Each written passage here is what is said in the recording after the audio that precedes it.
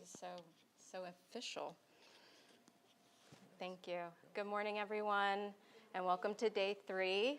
My name is Lara Rios, and I'm a partner at the law firm of Holland & Knight, based in Miami. For those of you who don't know us, we're a full-service firm. We have offices across the United States and throughout Latin America. I think Graham and I are the only, Graham, wave your hand again. I think we're the only practicing attorneys here, so thank you for humoring us. And I promise no one will be billed for our time. This is on a pro bono basis. Our firm has been a supporter of the Advanced Energy Group for many years, as HG said. And on behalf of Graham and the rest of your friends at Holland & Knight, HG and team, it is our pleasure to be a sponsor again at this important summit. We have seen time and time again how the discussions and the work done in these very rooms have led to the actual implementation of meaningful solutions to very difficult problems. We share your passion for the mission, and we are grateful to be here. Thank you again for having us. Over the past 2 days, I've been so impressed by the discussions so far. We have had enlightened discussions, robust discussions regarding energy infrastructure, equity, and resilience, and we've identified key obstacles, crafted some interesting solutions. We're still brainstorming together, but all with the aim of building a cleaner, more equitable, and reliable energy future. Our focus today is leadership in action, and I look forward to hearing from our speakers this morning, Claudia, Miguel, Edwin, Soren, and Roberto, who will provide their insights as to how we can be instruments of change in forging our clean, equitable, and reliable energy future. But before I continue, I just want to take a moment to share a personal note. As I mentioned just a minute ago, this is my first time back in Puerto Rico after a number of years. And it's been quite a special experience for me. You see, my grandparents were born in Puerto Rico. My abuelo Jose was born in Ponce, on the south of the island, and my abuela Gladys was born not too far from here in Santurce. They left the island after the Great Depression, as many people did, in search of a better future for themselves and their family, better opportunities.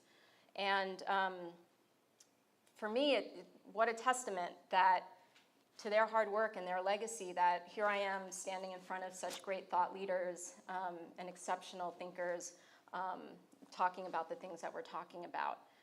Their memory underscores for me the great responsibility that we have on our shoulders as leaders in our respective communities and our organizations to advance our shared goals and provide a better future for the generations that follow us.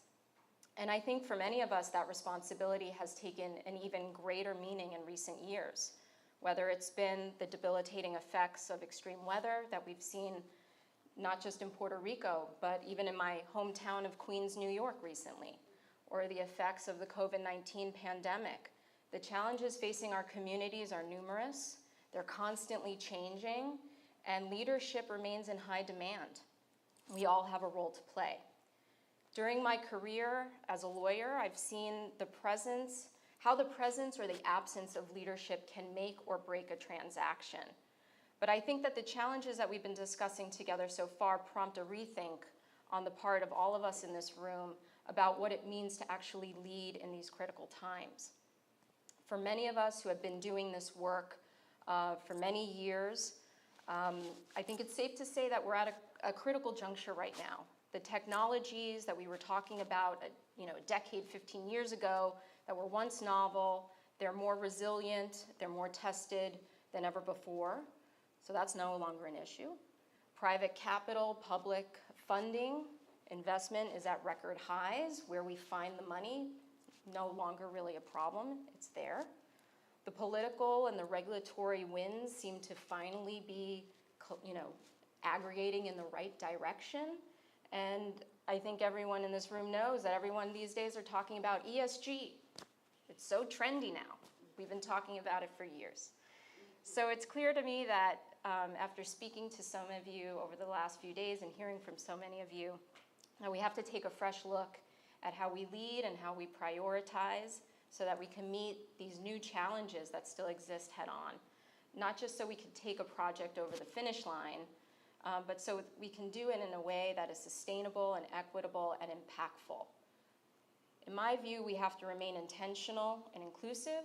We have to be creative and flexible. We have to continue to learn from each other and from the stakeholders who work with us. And we have to lead through collaboration and empowerment. And I dare say, in light of the exceptional events last night, that we have to lead with a moral compass, which seems lacking.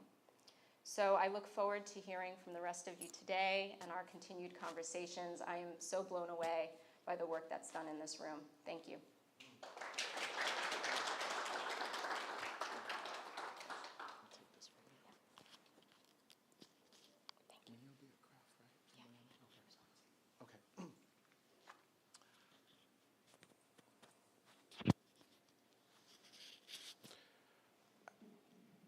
I think I might have asked this in the past, but some of you are familiar with the conference, the Caribbean Renewable Energy Forum, which happens in Miami. In fact, that's where I met you, Fernando, was at that conference, which was another link to doing this work here in Puerto Rico. That's going to happen in April 26th. We start with an Island Resilience Action Challenge, which we've been running for 3 years now. It has produced some incredible, incredible results. A $100 million climate resilient fund to cover the premium on critical infrastructure build out in the Caribbean, a island resilience scorecard that's now picked up and being championed by several ministers across several different islands in the Caribbean that actually caught the attention of key leaders during COP26, came out of that meeting. This group knows how to do this type of work, and they run an amazing program. So I highly recommend it that you put that on your calendar. It's CREF. It's back in person in April 26th. It begins. It would be great to see you there and especially have you in the room for our Island Resilience Action Challenge. It will be outstanding. So next, I'm very happy to bring up to the stage for opening remarks, Claudia Villar-Leeman. She has been working with me in New York City. She's in the New York City's mayor's office in an area that focuses on disaster and recovery and resilience and energy. And it's just been a pleasure to work with you. And I was so glad you were able to make the time in your schedule to join us and support us down here in Puerto Rico. And I think the ties between New York City and Puerto Rico is so strong. I thought it would be so valuable to have your perspective and words this morning to join us. So welcome. Please join me in welcoming Claudia.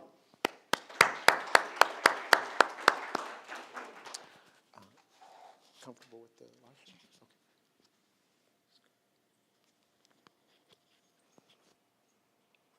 Okay. Great. Great. Thanks so much, HG, and thanks so much, Lara, for your very inspiring opening remarks. So I'm Claudia Villar-Leeman. I'm an energy policy advisor with the New York City Mayor's Office of Climate and Environmental Justice. And this past week, I've had the pleasure of being semi-adopted into the AEG family to help support this conference. So I've gotten the chance to speak with many of you over the past few days, looking forward to meeting those of you who I haven't yet today and tomorrow. I'm born and raised in New York City, but I have a lot of family here in Puerto Rico, so I've been deeply passionate about Puerto Rico's just energy transition for a long time, and it's really just been so meaningful to see so many energetic and passionate and brilliant people come together in this room to try and tackle some of Puerto Rico's really thorny energy problems. So thanks again, HG and Jess and the whole AEG team for bringing us all together here today. So I've been with the City of New York for the past 3 years. I'm happy to share a little bit more about what New York City is doing on the energy front and maybe some lessons learned that could potentially impact the conversations here in Puerto Rico. So as many have stressed over the past bunch of days, the key for energy planning really is holistic planning. We can't just be thinking about decarbonization without also focusing on resiliency. And two sort of pillars of the energy transition that I'd like to really emphasize are affordability and equity. So we really need to be thinking about all of these together as we transition. New York State law, the Climate Leadership and Community Protection Act, passed in 2019, sets into a legal mandate carbon neutrality by 2050.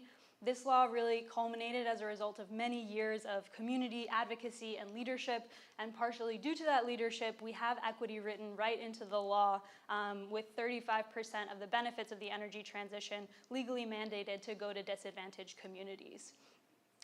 Here in New York City, we have our own equity mandates. So we are legally required as of 2017, local law, to incorporate environmental justice into city decision making. So as we plan the energy transition, we really need to remember that New York City, like many places, has a long and often inequitable history.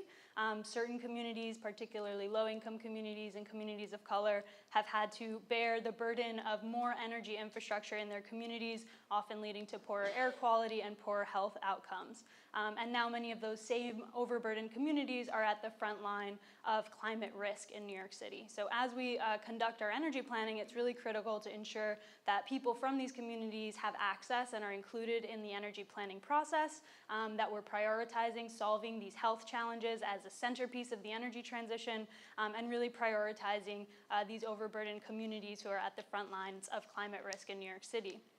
And New York City has significant climate risk. So some of you may be surprised to know that New York City has 520 miles of coastline.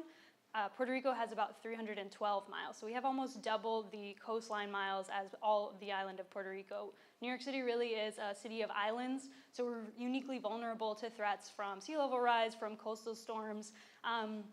Not all the threats come from the ocean. We have precipitation and extreme rainfall events are a significant challenge. Lara mentioned last September we had Hurricane Ida, which dumped a record number of rainfall inches on New York City and led to flooding that killed 13 New York City residents. Extreme heat is actually the most deadly in New York City. It kills about 130 New York City residents annually, and temperatures are just continuing to rise. The number of days above 90 degrees are expected to triple by the 2050s. So we need to be thinking about all of these climate risks, not just in terms of immediate health and safety outcomes, but as we know, all of these can obviously stress the grid, lead to power outages, and that can exacerbate these health and life safety threats. So we need to be thinking about integrating resiliency into our decarbonization strategy. And of course, we need to think about how to do that while distributing costs equitably. So Deputy Director Shalonda Baker spoke a little bit about energy cost burden yesterday. In New York City, we have 1.5 million residents who are energy cost burdened. That means they pay more than 6% of their income on energy bills. Here you can see a map of New York City. Manhattan is on the left. You can see the bigger the circle, the more people are energy cost burdened, and the darker the circle is greater the extent of the burden. So you can see that more people are energy cost burdened in the outer boroughs, and particularly concentrated up there in the Bronx, where 21% of the population of the Bronx identifies as Puerto Rican. So this is a huge challenge, and I think the energy transition, if done right, if done thoughtfully, really presents an opportunity for us to make energy more affordable for the people who are most burdened, even as we're making these investments in decarbonization and in resiliency. So I'll provide a little bit of context about the electrical system in New York State for those who aren't familiar. Here you can see New York State with a simplified diagram of our transmission system. We have a huge challenge to decarbonization is congestion within the transmission system. So the NISO, the New York ISO, refers to this as the tale of two grids, where you have a lot of clean energy that's produced upstate, but a really hard time of getting that to the load centers. Most of the demand in New York State is at the bottom, where you have New York City here in the little square and Long Island. So even when there's excess clean energy produced upstate, it often can't get to load centers downstate. That leaves New York City in-city generators producing about 50% of our electricity at any given day, which is a challenge because we rely on a fleet of 24 power plants within the city that are pretty dirty.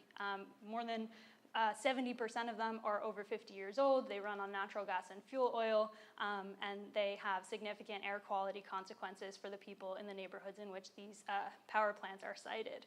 Here you can see in the picture is Ravenswood in Astoria. It has a capacity of 2,200 megawatts. It's pretty huge. Just for context, a peak load on a summer day in New York will be between 11 and 12,000 megawatts. So we have very high demand in a very small, dense amount of space. And because of transmission constraints, we have strict reliability requirements from the state where we must be able to generate at least 80% of our electricity within city boundaries. So that's obviously good from a reliability perspective, but challenging from a climate and health perspective. And that means that our supply mix is majority fossil. So we do have a lot of plans to fix that. 2 new transmission projects, very exciting, last fall got announced through the NYSERDA Tier 4 process. NYSERDA, for those who aren't aware, is the New York State Energy Research and Development Authority. They're shown here. So Champlain Power Express, Champlain Hudson Power Express, we call it CHIPPE, C-H-P-E. That is going to bring hydropower and wind down from Hydro-Quebec in Canada, direct line to New York City. We also have the Clean Path New York, which is a set of projects being moved forward by the New York Power Authority, and those collectively will bring 2 gigawatts of clean power into New York City. And New York City government is committed to purchasing a portion of that to satisfy 100% of our municipal load by 2025. And then a huge part of our decarbonization strategy is going to come from offshore wind. New York State has committed to 9 gigawatts of offshore wind by 2035, which is a huge amount. Most of that is already, or at least half of that is already under development with more to come.